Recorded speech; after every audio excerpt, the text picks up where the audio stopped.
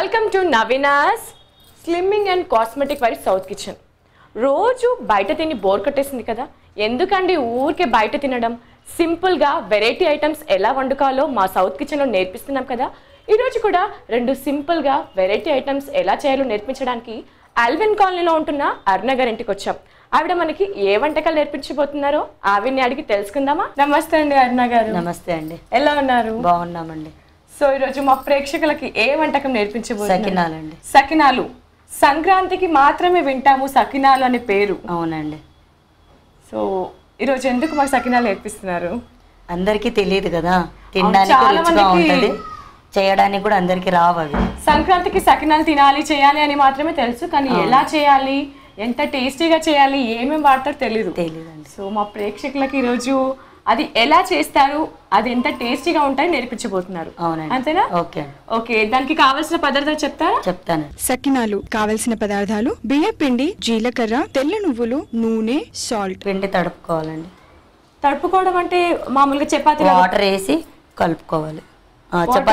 చపాతీ పిండి లాగా. Okay.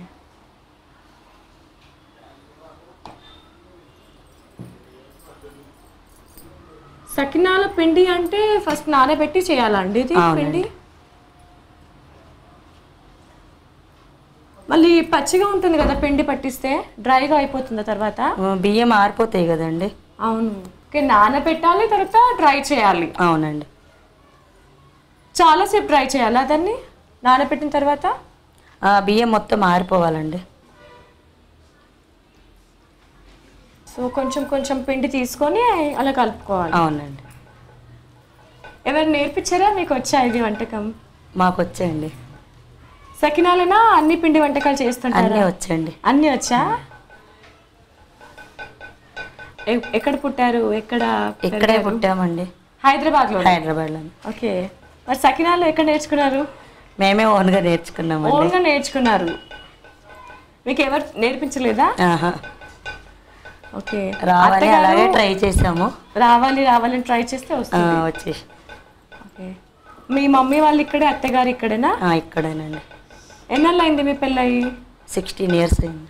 16 years. Okay. ఎంతమంది పిల్లలు? ఇద్దరండి. ఇద్దరు. బాబు పాప? ఓ పాప బాబు. ఒక పాప ఒక బాబు. చదువుకుంటున్నారా వాళ్ళు? మా పాప 10th class అండి. పాప 10th, బాబు 7th. ఓకే. పాప పెద్దది. పాప. ఓకే. అది మెత్తగా పీసుకున్నారా అండి? మెత్తగా పీసుకున్నాక ఆయిల్ వేసి. ఆయిల్ వేయాలా? కొంచెం. ఓకే. అది మెత్తగా పీసుకున్నాక ఆయిల్ వేసి పెట్టాలి. కొద్దిగా ఆయిల్ వేసుకోవాలి. దీంట్లో తగినన్ని వాటర్ వేసుకొని మెత్తగా పిసుకున్న తర్వాత కొద్దిగా ఆయిల్ వేస్తే అది స్మూత్గా ఇలా అవుతుంది. చాలా అంటుకోవట్లేదు అసలు? అంటుకోదండి, స్మూత్గా ఉంటుంది. స్టవ్ వెలిగించుకొని స్టవ్ వెలిగించుకొని ప్యాన్ పెట్టుకొని ఆయిల్. ఓకే. ఎంత తీసుకుంటున్నారు ఆయిల్? డీప్ ఫ్రై అంత సరిపడా. ఓకే. డీప్ ఫ్రైకి ఎంత ఆయిల్ సరిపోతుందో మనం క్వాంటిటీని బట్టి తీసుకోవాలి.